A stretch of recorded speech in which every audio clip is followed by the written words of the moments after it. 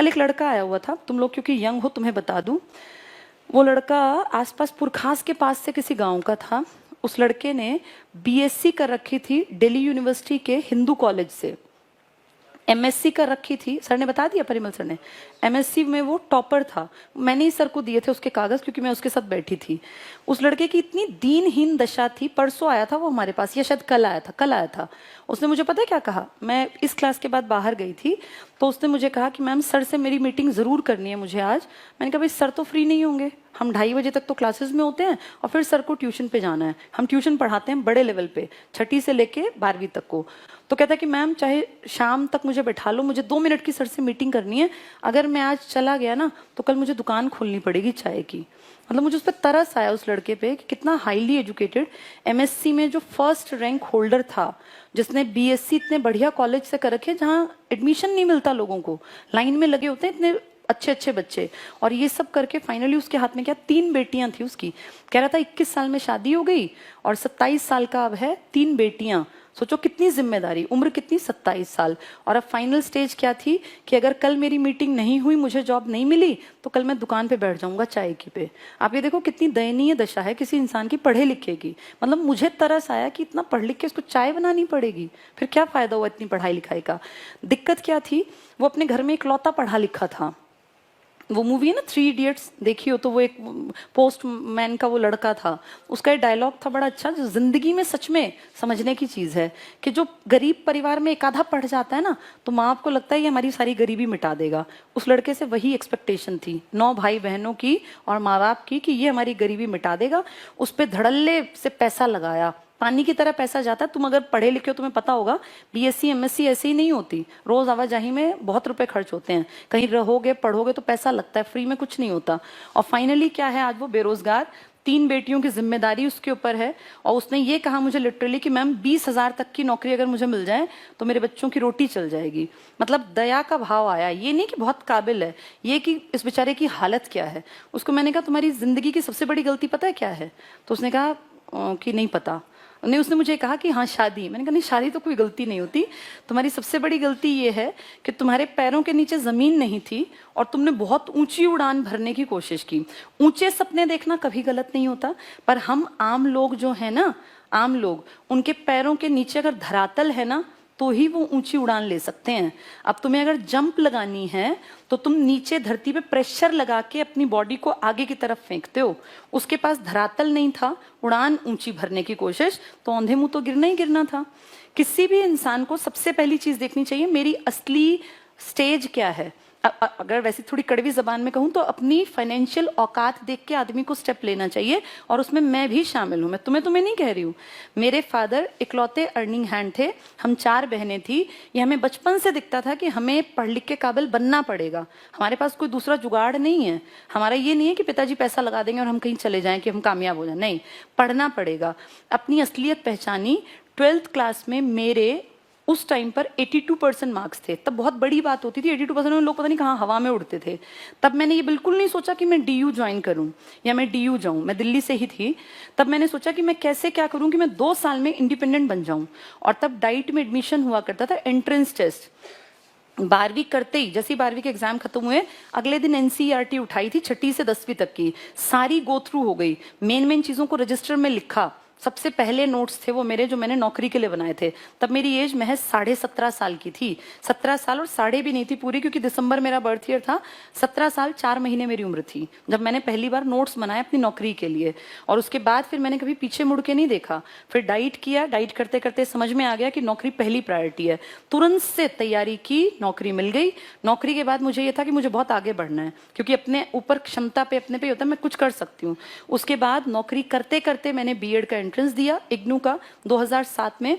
All over India मेरा first rank आया। मुझे भी नहीं पता था कि फर्स्ट आएगा, और मुझे ये था कि पास हो जाएगा, पर मैं मेंटली फ्री थी क्योंकि मेरी कमाई आती थी। 2007 तक तो मेरी कमाई बहुत बढ़िया हो गई थी। तब तक पे कमीशन आ गया था 2006 का, उसमें मेरा फर्स्ट रैंक आया, ऑल टाइम हाईएस्ट। तब तक वही था, मुझे आज का नहीं पता। 2007 तक इग्नू में 100 में से 84 नंबर का रिकॉर्ड था जो मेरे थे। उसके बाद अब 10-12 साल बीत गए, हो सकता है वो किसी ने ब्रेक भी कर दिया हो। उस टाइम पे मेरी बेटी 7 दिन की थी जब मैं उसको लेके इग्नू गई थी। इग्नू में हेडक्वार्टर में। और जब बच्चा बहुत छोटा होता है, इन्हीं दिनों उसका बर्थ था 7 नवंबर का, 14 नवंबर की मेरे ख्याल मेरी पता नहीं 12 की मेरी रिपोर्टिंग वगैरह थी, वहाँ कागजात चेक होते हैं। तो मैं अपना शॉल वॉल पूरा ढक के जैसे जाते हैं बच्चा होने के बाद, जैसे तुमने माँ को देखा भी होगा, तो वहाँ सबका एटीट्यूड पता है क्या था कि ये ऐसी कोई महिला आ गई है। वहाँ सब लोग बैठे हुए थे हॉल में। जब वहाँ बुलाया गया तो कहा गया फर्स्ट रैंक, फर्स्ट नंबर पे बबीता त्यागी। जब मैं उठ के गई तो सबकी आंखों में ये होता ना कि अजूबा की इसका फर्स्ट रैंक है, क्योंकि वो मुझसे, मेरा जो भेष था उस टाइम वो ऐसा नहीं था ना कि भाई मैं फर्स्ट रैंक होल्डर हूँ। अब मैं ऑलरेडी जॉब में हूँ, ये उनको थोड़ी पता था। तो उन मैम ने मुझे पता है क्या कहा, वो काफी बड़ी अधिकारी थी, उन्होंने कहा I am proud of you. फिर मैंने बताया कि मेरी बेटी है मेरे पास, तो उन्होंने कहा I am proud of you. मतलब वो घटनाएं जो है ना लाइफ में, वो आपको मोटिवेट करती हैं कि आप और आगे बढ़ें। 2003 से मैं नौकरी में थी। 2015 में जब आईसीएस बहुत बढ़ गया, तब फाइनली मैंने डिसीजन लिया कि अब मैं और अच्छा कर सकती हूँ नौकरी से बहुत बेहतर। तब मैंने अपनी जॉब से रिजाइन किया। 31 अक्टूबर 2015 को मैंने अपना रेजिग्नेशन लेटर लिखा, और अनएक्सपेक्टेड था वो मेरे लिए भी, क्योंकि मुझे ये था नहीं, कोई प्लान नहीं था नौकरी छोड़ना कि भाई प्लान करके नौकरी छोड़ी गई। और नवंबर में मैंने 1 नवंबर को मेरा रेजिग्नेशन लेटर दे दिया था, 31 को शाम को ही दे आए थे हम। तो आप ये मानो कि जिंदगी जो है ना, उसको आगे अगर बढ़ाना है तो पैर जमीन पे रखने पड़ेंगे। अगर मैं 2003 में सोचती कि नहीं मैं सीधे आईसीएस नाम की संस्था खोल दूंगी और मेरी संस्था बहुत चलेगी, तो मैं कहीं औंधे मुंह गिरी होती। मेरे जैसे कितने ही लोग हैं जो ये सोचते हैं। सपने देखना बहुत अच्छी बात है, लेकिन सपने देखने के साथ अपना एक बैकग्राउंड जो है ना हमारा फाइनेंशियल, हम कितने हैं, कहाँ स्टैंड करते हैं, ये पता होना बहुत जरूरी है। आज मैं कुछ भी चाहूं मैं कर सकती हूँ, लेकिन आज से 20 साल पहले तो मैं ऐसी नहीं थी ना। तब तो मेरे पास भी जितना तुम्हारे पास है उतना ही था। हम भी 2 ही कमरों के घर में रहते थे।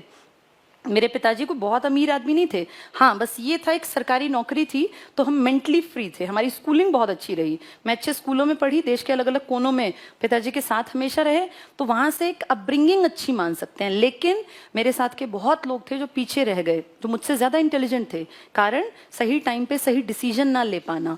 तो तुम जितने लोग बैठे हो ना, जिंदगी के जिस पड़ाव में तुम अब हो, मैं तुमसे 15 साल पहले 20 साल पहले इस पड़ाव में थी।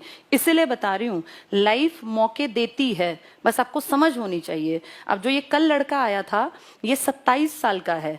अगर इसने 18 साल के बाद जेबीटी करके कहीं नौकरी ज्वाइन कर ली होती, तो आज वो लड़का लाख रुपए की तनख्वाह ले रहा होता।